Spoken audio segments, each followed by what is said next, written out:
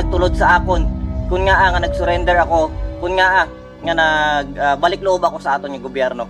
Kag dira ko gid nabaton ang financial assistance sa bulig sang Enhanced Comprehensive Local Integration Program.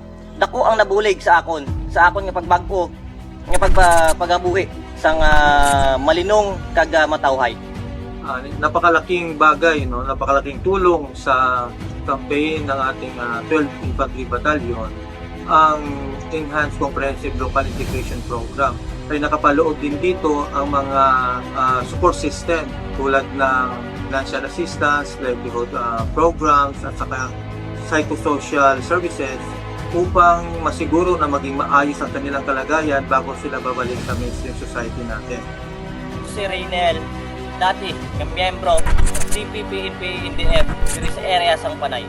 Nagbago ang kabuhi, natapos ko ang akon nga pagtuon tungod sa bulig ng Enhanced Comprehensive Local Integration Program kag ang 3ID labi na ang aton ng gobyerno.